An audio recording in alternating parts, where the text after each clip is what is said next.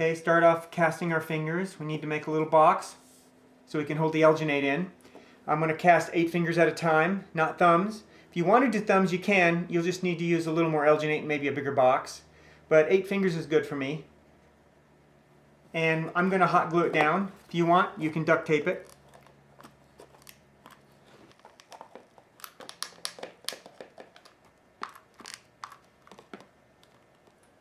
Now we're ready to mix our alginate. I have 3 cups of water here. I have 2 of these cups fulls of alginate in here. I'm not sure how much I'll need exactly. Usually I pour it into something, then I pour it out, but since I glued this down, it would be hard to do. Also, a little bit of Vaseline on your hands. If you got hairy knuckles, things like that, you might want to put some Vaseline on your hands. Really just on your fingers. Okay, so I'm ready to go. Now I'm going to mix up my alginate. I'm going to try 2 cups of water first. See if I need a little extra. Not even a full 2 cups, there's a little bit left. Just to see how well it mixes. This is fast set. And this is cherry flavor again. I had some left in my shop.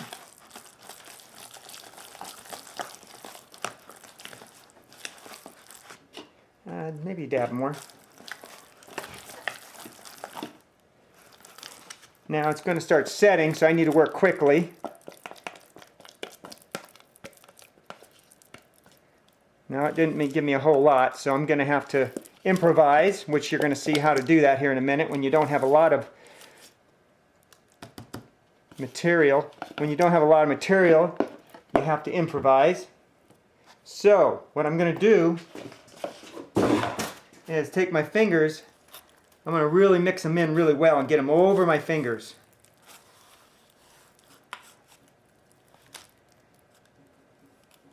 See if I can get a good mold, because I don't want to waste.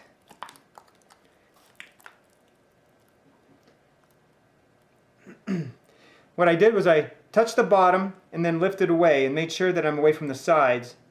And I made sure my fingers are well coated. This isn't the most ideal mold, but for what we're going to do, it's going to work just fine. So now I got to stay here till it sets. I can feel on my fingers that the alginate is starting to set. I'm loosening up the alginate around my hand and wiggle out my fingers a little bit. See if I can get them out. There's a lot of suction, so the goal is to try and loosen them if you can. There we go. It's one set. And here comes the other one. Just got to be gentle. Just wiggle and wiggle until you feel you're breaking those seals, because it's a lot of vacuum in there. I think I got some pretty good fingers. I'm going to go ahead and trim away a lot of this loose stuff here, just to really see what I have. The fingers look good. A little thin on top, but I expected that because of how it was. I didn't have a lot of alginate, right? But anyways, they're still usable. We're going to actually do an alginate mold of these fingers. Now, we can also do a clay pour if you want, where you take your clay and you heat it up till it's watery and you pour it in, and when it gets cold and hard, you take them out of the alginate. But we're not going to do that. We're going to do alginate fingers, and then we're going to make a plaster mold. The reason why you don't make a plaster mold of your hand is because Hydrocal and Ultracal plaster get really hot when they're curing and setting. You can actually get 2nd or 3rd degree burns by using plaster on your hands. That's why we totally avoid that. We never go near plaster on our hands or any part of our body. So what we're going to do now is we're going to pour alginate in these fingers. Okay, I poured up some alginate. It's super soupy, and that's because I wanted to get in those fingers really well. So I'm pouring them in, and I'm going to take my popsicle stick, try and break up the bubbles. So I don't have bubbles, and I'm trying to get it all the way down there. Got to work quick. Like I said, this stuff is setting quite fast.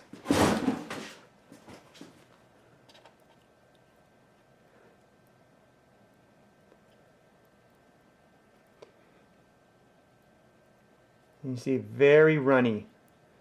And that's how I like it, especially with this process here. when you cast body parts. They're a little thicker if you want, depending on how much stability, how sturdy you want them. But just pour it in. You don't have to worry too much about your popsicle stick scarring the sides of your fingers too much, because they're flexible and they work pretty good.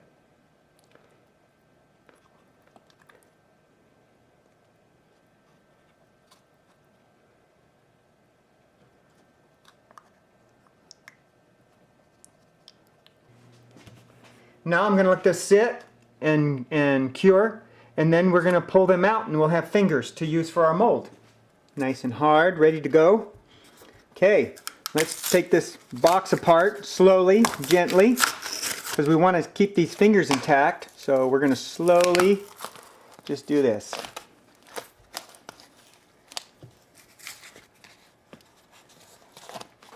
There we go. Now, one good thing about Alginate is that Alginate doesn't stick to itself unless you use some kind of a glue. So if you slowly peel, you can see there's fingers underneath there, and it just comes apart really nice. Because I didn't use a lot of Alginate, I still was able to use it. What I did was I took my fingers and I slushed it up to the back and front of my fingers, and I was able to coat them enough that I can get a good mold. If you're doing it professionally, you'll want to measure and make sure everything is correct. Now, what you do is you slice it, try to stay away from the fingers, and then you tear the Alginate. And there's our first finger right there. Looks pretty good.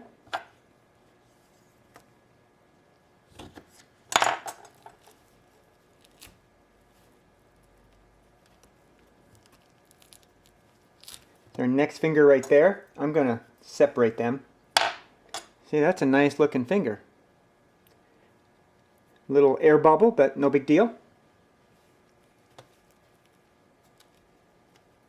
Here's another finger.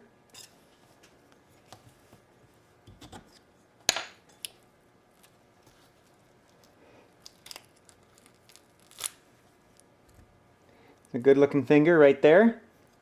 I'm just doing a tiny little score just so I can get my hand in there to tear this Alginate. And I know if I tear gently, I'm not going to damage the fingers inside.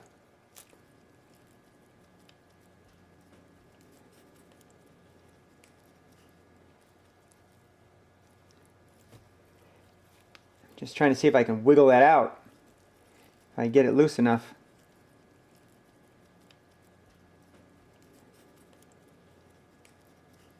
There we go. Oh, there's my ring.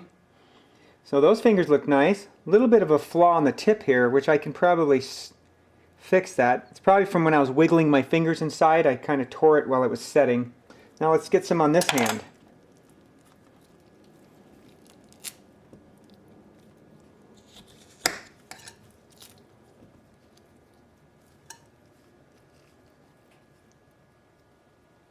There's 3 excellent fingers. So I got all my fingers and I'm happy with them. Now that I have my fingers ready, I'm going to trim them flat because I'm going to stand them up in a mold like that. And I'm going to see if I get them as high as I can. Some of the fingers are short like that one, but I have some really nice long ones.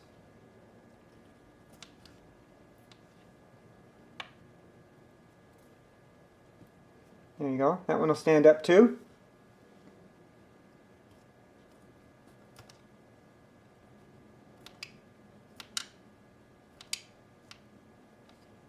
That one looks good.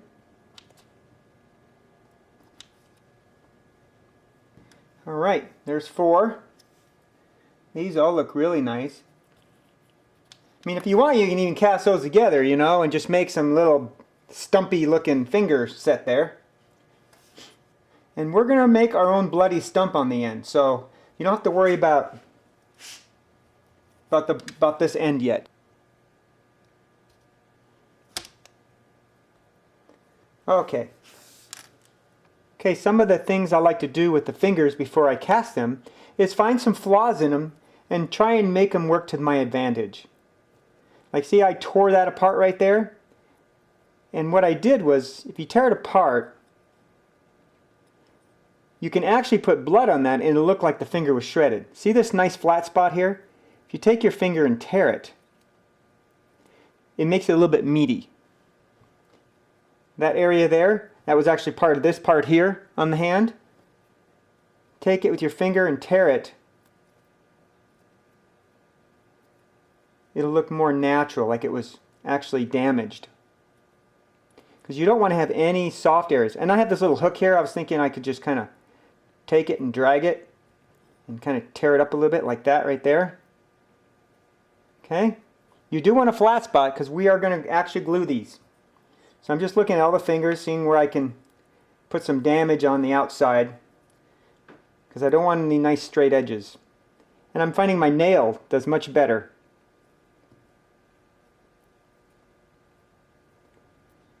By kind of tearing it up. Now it looks pretty good by itself.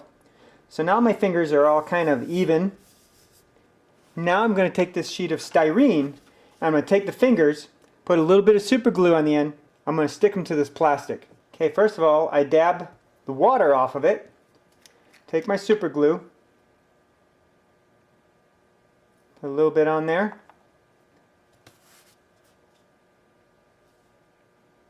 And stick it. Dabbed it.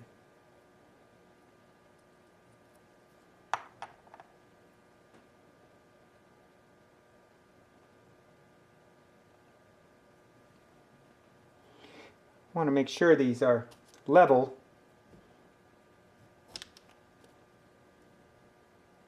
So they stand straight up.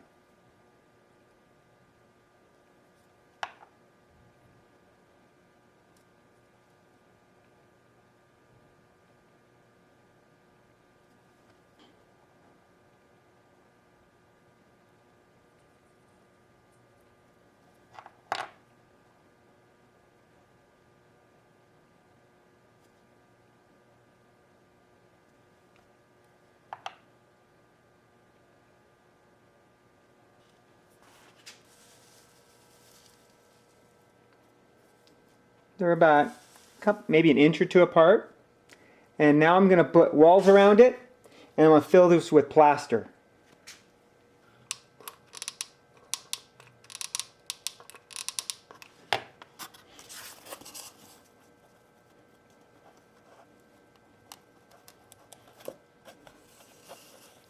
Okay, I made my mold. I usually don't use cardboard for plaster, but since it's such a small mold, it doesn't really matter. Plus I reinforced it with tape around it. I'm going to hot glue it to the styrene and then I'll be ready to pour plaster in it.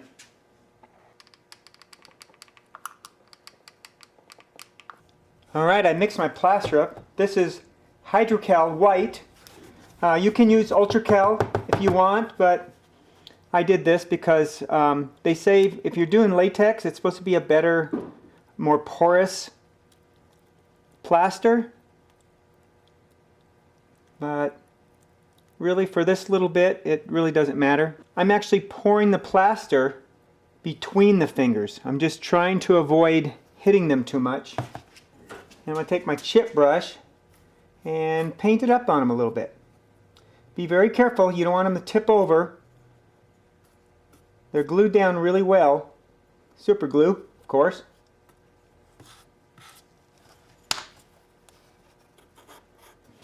Some of you think I'm a little overkill with gluing my mold down, my mold box down. But I feel if you're going to make a mold, make it so it's sturdy and holds well. Because you don't want stuff to break apart and you're fighting your mold to stay together until the plaster sets. You want to make a good durable mold that will hold. You know, when you're working, you want to shake it a little bit. If you have to move it, I can actually pick this up if I want to. You want to be, you know, maybe a little overkill, some people might think, but I actually feel that a good sturdy mold box is very important. Hot glue, you know, it's watertight as best as it can be for cardboard, but you want to make good molds when you do this. And then we'll let this sit and cure and come back to it. Okay, let's pull this mold apart.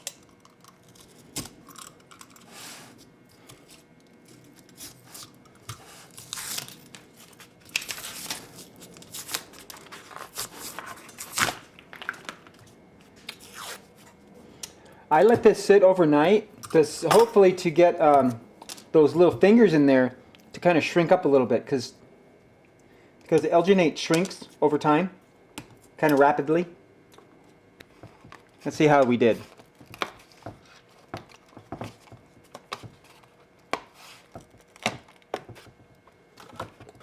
A couple came out. The other ones are in there, mostly because the plaster kind of seeped underneath it a little bit. What we're going to do is just trim the edges a little bit so we have a nicer way of getting them out.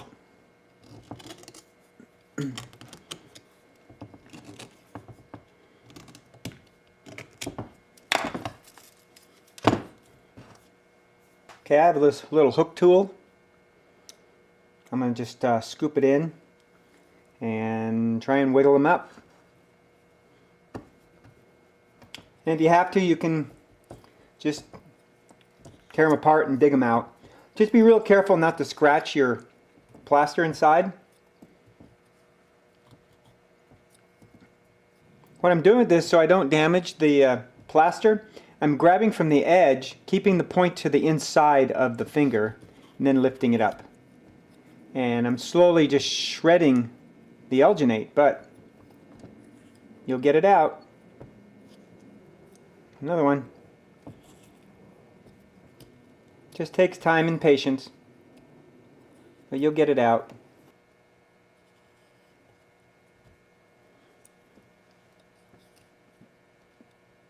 To get the paper off, put a little bit of water on it, let it soak up.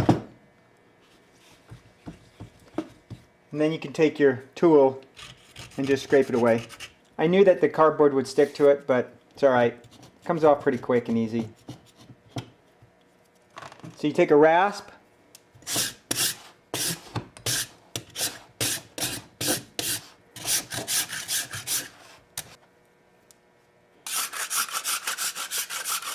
okay, sides are smoothed off, cardboard's taken off, we're ready to make some fingers. You want to fill your mold with latex. To continue learning about creating severed fingers, please watch the next videos in this series. Casting a single finger, and the final video on creating latex fingers and painting them. Onto my bloody stump.